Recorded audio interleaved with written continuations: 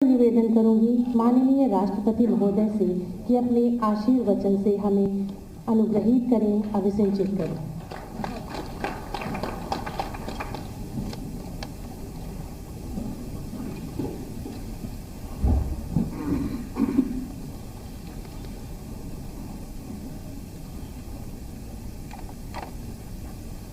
बाबा साहब डॉक्टर भीमराव अंबेडकर की महान सांस्कृतिक चेतना से जुड़े इस समारोह में प्रमुख रूप से उपस्थित राज्यपाल श्रीमती आनंदीबेन पटेल जी, मुख्यमंत्री श्री योगी आदित्यनाथ जी, उप मुख्यमंत्री श्री केशव प्रसाद मौर्य जी, उप मुख्यमंत्री श्री दिनेश शर्मा जी, संस्कृति राज्य मंत्री डॉक्टर नीलकंठ तिवारी जी, मंच पर आसीन अन्य विशिष्ट महानुभाव, उपस्थित बौद्ध भिक्षुगण, गणमान्य अतिथियों, देवी और सज्जन,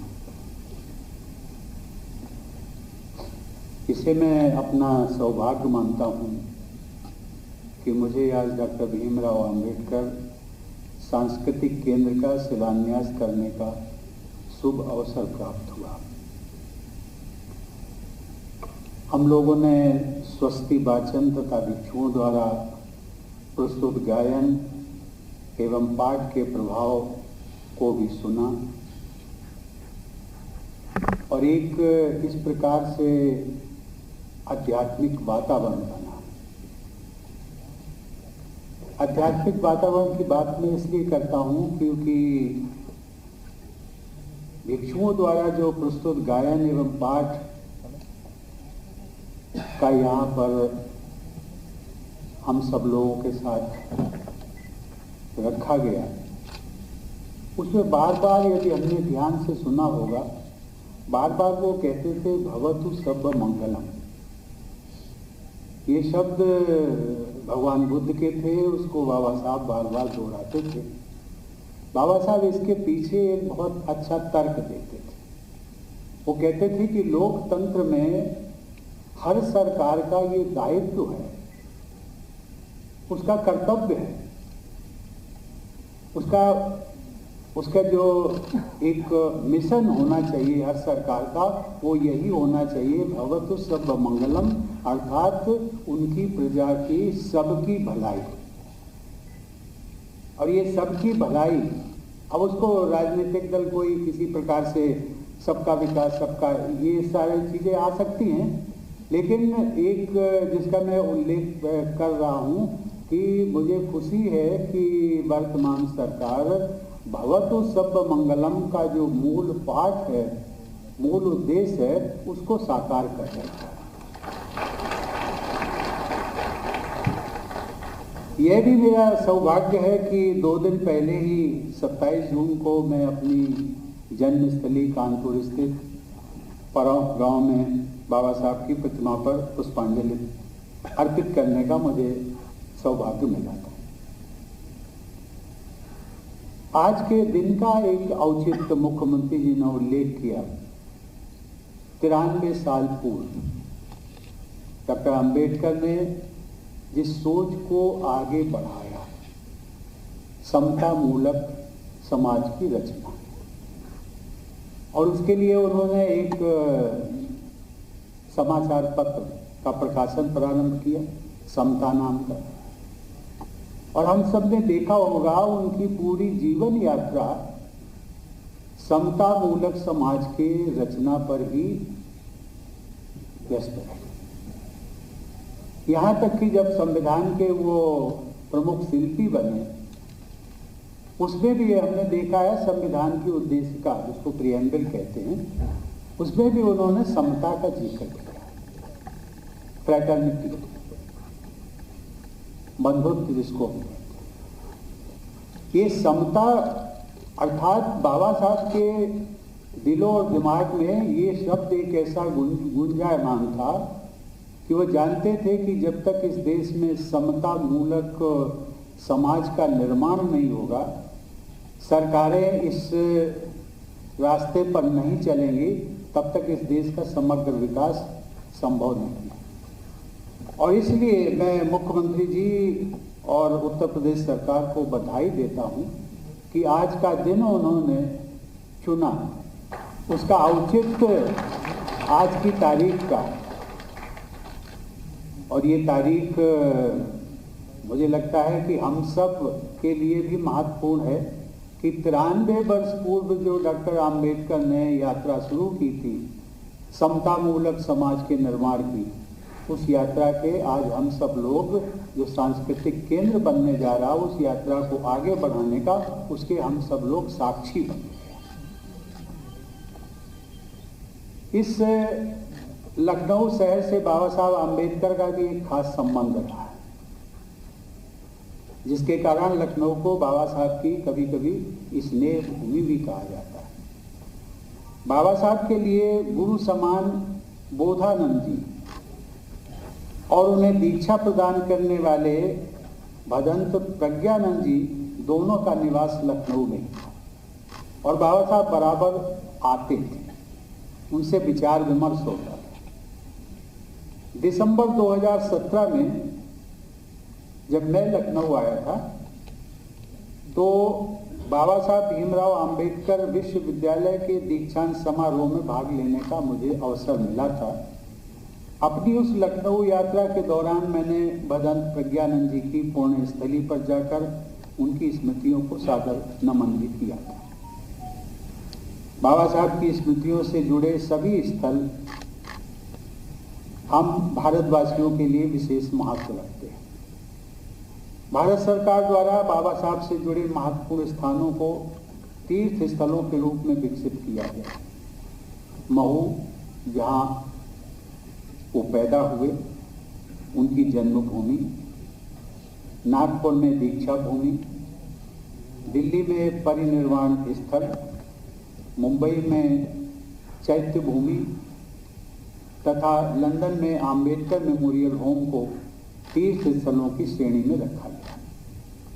साथ ही दिसंबर 2017 से दिल्ली में आम्बेडकर इंटरनेशनल सेंटर की स्थापना से देश विदेश में बाबा साहब के विचारों के प्रचार प्रसार का एक महत्वपूर्ण मंच राष्ट्रीय राजधानी में भी उपलब्ध हुआ है।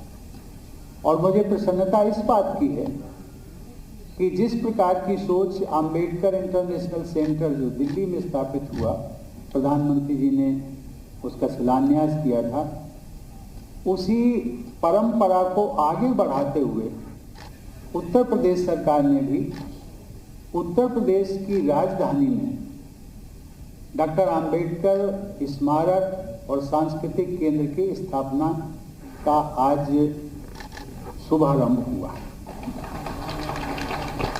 बाबा साहब की स्नेह भूमि लखनऊ में उनके स्मारक के रूप में सांस्कृतिक केंद्र का निर्माण करने की उत्तर प्रदेश सरकार की पहल, जिसकी जितनी भी सराहना की जाए वो कम है।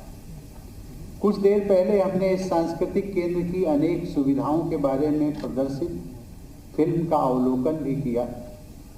इस सुविचारित प्रयास के लिए मैं राज्यपाल श्रीमती आनंदीबेन पटेल, मुख्यमंत्री श्री आदित्यनाथ जी, उप मुख्यमंत्री श्री केशव प्रसाद मौर्य और श्री दिनेश शर्मा, संस्कृति मंत्री डॉक्टर नीलकंठ तिवारी तथा अन्य सभी सहयोगियों को साधुवाद देता हूँ।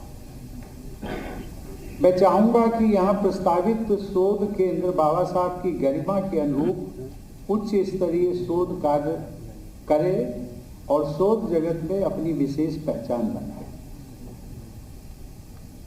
ये भी सहयोग है कि जिस केंद्रीय विश्वविद्यालय का राष्ट्रपति होने के नाते मैं विजिटर हूँ, वो केंद्रीय विश्वविद्यालय बाबा साहब के नाम का डॉक्टर आम्बेडकर सेंट्रल यूनिवर्सिटी, वो भी लखनऊ में स्थित है।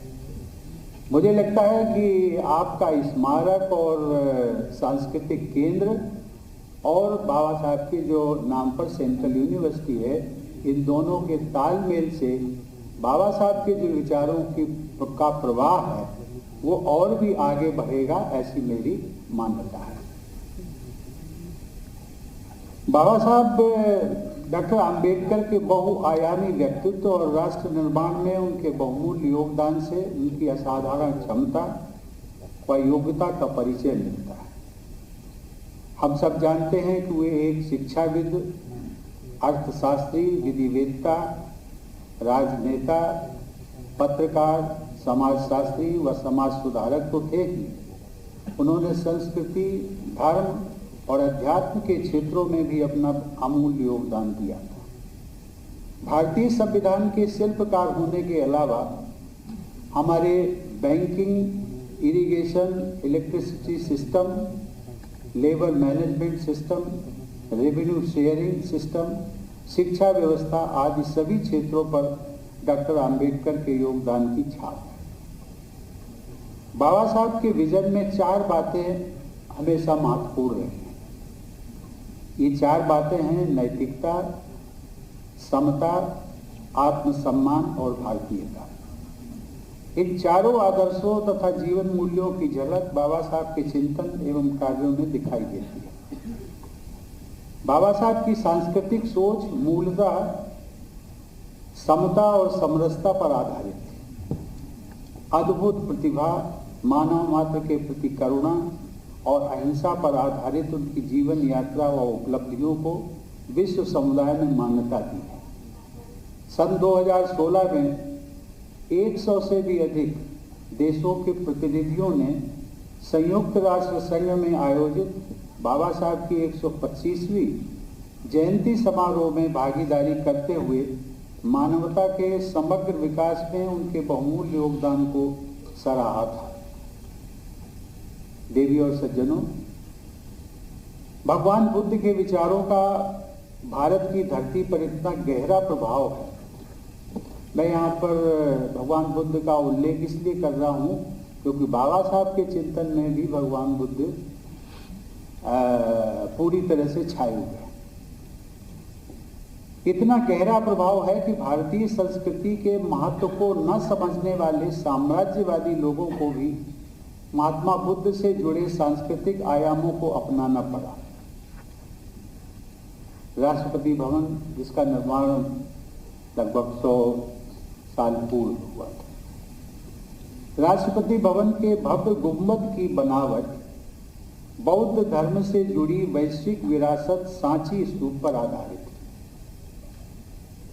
उसी गुंबद पर हमारा राष्ट्रीय ध्वज लहराता है। हमारे राष्ट्र ध्वज के केंद्र में सारनाथ के धर्म चक्र पर आधारित अशोक चक्र अंकित है। राष्ट्रपति भवन, संसद भवन तथा राजधानी नई दिल्ली के अनेक महत्वपूर्ण स्थलों पर भगवान बुद्ध से जुड़े प्राचीन भारतीय प्रतीक व स्थापत्य के उदाहरण मौजूद हैं। शायद आप सबको मालूम हो कि हमारे देश के जनप्रतिनिधियों की सबसे बड़ी सभा, जिसे हम लोकसभा कहते हैं, उसमें जो स्पीकर की कुर्सी है उसके पीछे लिखा हुआ है धर्म चक्र प्रवर्तनाय। ये संदेश अंकित है, जिसका आह्वान गौतम बुद्ध ने अपने प्रथम प्रवचन में किया था। डॉक्टर आम्बेडकर ने भगवान बुद्ध के विचारों को प्रसारित किया। उनके इस प्रयास के मूल में करुणा, बंधुता, अहिंसा, समता और पारस्परिक सम्मान जैसे भारतीय मूल्यों को जन जन तक पहुंचाने का और सामाजिक न्याय के आदर्श को कार्य रूप देने का उनका उद्देश्य परिलक्षित होता है। नवंबर 2017 में मैंने बोध गया में स्थित महाबोधि पीपल का एक पौधा मंगवाया था राष्ट्रपति भवन में। उसे राष्ट्रपति भवन के बगीचे में लगाया। उस अवसर पर सभी धर्मों के प्रतिनिधियों और हरिजन सेवक संघ के सदस्यों को मैंने आमंत्रित किया था। मेरी दृष्टि में वह पौधा बुद्ध और सही मायने में डॉक्टर आम्बेडकर की व्यापक और करुणा में विश्व दृष्टि का प्रतीक है। वो जो 6 इंच का पौधा, छोटा सा पौधा था, अब लगभग 6 फुट ऊंचा हो गया है। वह पौधा भगवान बुद्ध की व डॉक्टर आम्बेडकर की आध्यात्मिक व सांस्कृतिक विरासत के साथ साथ राष्ट्रपति भवन को जोड़ने के एक जीवंत सेतु के रूप में विद्यमान रहेगा। देवी और सज्जनों, अपने जीवन के अंतिम वर्षों के दौरान बाबा साहब ने आध्यात्मिक और सांस्कृतिक पहलुओं पर बहुत महत्वपूर्ण कार्य किए। 6 दिसंबर 1956 को महापरिनिर्वाण के 2 दिन पहले ही उन्होंने बुद्ध और धम्म पर अपनी अत्यंत महत्वपूर्ण पुस्तक की प्रस्तावना को अंतिम रूप दिया था। भगवान बुद्ध के करुणा और सौहार्द के संदेश को उन्होंने अपने जीवन और राजनीति का आधार बनाया। अक्टूबर 1956 को नागपुर में अपने एक संक्षिप्त भाषण में उन्होंने समाज की एकता पर बल देते हुए कहा था कि मैं उनको कोट कर रहा हूं। उन्होंने कहा था कि वो एक लोकसभा, भंडारा लोकसभा है, वहां से चुनाव लड़े थे, हार गए थे। उन्होंने कहा कि मैं भंडारा के उपचुनाव में पराजित हुआ हूं, मुझे ये बुरा नहीं लगता। इस चुनाव में मेरे पक्ष में बहुत अधिक मतदान हुआ। अपने वर्ग के मतों को छोड़ दिया जाए तो समाज के दूसरे लोगों ने भी मेरे पक्ष में मतदान किया, इस बात का मुझे संतोष है। मैं हारा अथवा जीता, ये प्रश्न मेरे लिए महत्वपूर्ण नहीं है। इस प्रकार बाबा साहब ने जो नैतिकता का प्रदर्शन किया था और सौहार्द के सांस्कृतिक मूल्यों पर आधारित राजनीति की आवश्यकता पर बल दिया था। हमारे स्वाधीनता संग्राम के दौरान बाबा साहब के अनेक समकालीन देशवासी ये कहा करते थे, हम सब लोग जानते हैं जिस समय स्वाधीनता संग्राम, आज़ादी की लड़ाई चल रही थी, उस समय भी ये हिंदू मुस्लिम वैमनस्यता का बहुत प्रदर्शन होता था। उस समय एक सौहार्दपूर्ण वातावरण के निर्माण के लिए बहुत सारे नेता हमेशा ये कहा करते थे कि वे हम सब लोग हिंदू और मुसलमान बाद में हैं, सबसे पहले हम भारतीय हैं और ये सोच रखनी चाहिए। बहुत अच्छी चीज, लेकिन बाबा साहब की सोच इससे ऊपर थी। जब दूसरे नेता ये कहते थे कि हम पहले भारतीय हैं, बाद में हिंदू, मुसलमान, क्रिश्चियन और सिख, तो बाबा साहब कहते थे नहीं, हम पहले भारतीय हैं, बाद में भारतीय हैं और अंत में भी भारतीय हैं। अर्थात ये बीच में कहीं भी जाति, धर्म, संप्रदाय इनका इसमें कोई स्थान नहीं। देवी और सज्जनों, बाबा साहब आधुनिक भारत के निर्माण में महिलाओं की महत्वपूर्ण भूमिका के पक्षधर थे। वो महिलाओं को समान अधिकार दिलाने के लिए सदैव सक्रिय रहे। बाबा साहब द्वारा रचित हमारे संविधान में आरंभ से ही मताधिकार समेत प्रत्येक क्षेत्र में महिलाओं को समान अधिकार प्रदान किए गए। अमेरिका, जिसको हम कहते हैं कि आधुनिक लोकतंत्र की जननी, उसमें विमेंस को जो वोटिंग राइट्स हैं, वो 100 साल बाद जब अमेरिका आज़ाद हुआ है, लोकतंत्र की स्थापना हुई है, उसके 100 साल के पश्चात वहाँ पर महिलाओं को वोटिंग राइट्स दिए गए थे। लेकिन उसकी तुलना में भारत का देखिए, भारत के संविधान में जिस दिन भारत का संविधान लागू हुआ है, 26 जनवरी 1950 को, उसी दिन से महिलाओं को वोटिंग राइट्स दिए गए और इसका श्रेय जाता है बाबा साहब आम्बेडकर और उनकी पूरी टीम। विश्व के अन्य प्रमुख लोकतांत्रिक देशों में ये समानता महिलाओं को लंबे समय के बाद मिल पाई। भारत के संविधान में महिलाओं को भी पुरुषों के बराबरी समानता का मूल अधिकार दिया गया। बाबा साहब चाहते थे कि समानता के इस मूल अधिकार को संपत्ति के उत्तराधिकार तथा विवाह एवं जीवन के अन्य पक्षों से जुड़े मुद्दों पर भी एक अलग विधेयक द्वारा स्पष्ट कानूनी आधार दे दिया जाए। इस बदलाव को तेज गति के साथ लागू करने के विषय पर उनका अनेक प्रमुख जनसेवकों के साथ मतभेद भी रहा, लेकिन आज महिलाओं के संपत्ति पर उत्तराधिकार जैसे अनेक विषयों पर उनके द्वारा सुझाए गए मार्ग पर ही हमारी विधि व्यवस्था आगे बढ़ रही है। इससे यह स्पष्ट होता है कि बाबा साहब की दूरदर्शी सोच अपने समय से भी बहुत आगे है। देवी और सज्जनों, मेरी शुभकामना है कि इस सांस्कृतिक केंद्र का निर्माण कार्य सुचारू रूप से और समय पर संपन्न हो।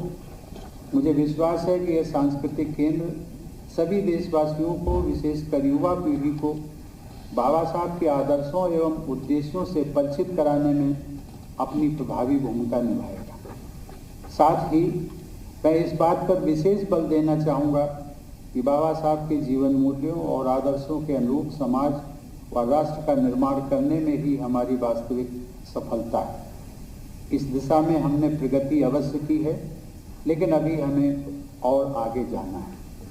मुझे पूरा विश्वास है कि आज के इस कार्यक्रम से जुड़े आदर्शों पर चलते हुए हम भारत के लोग समता, समरसता और सामाजिक न्याय पर आधारित सशक्त व समृद्ध भारत का निर्माण करने में सफल होंगे।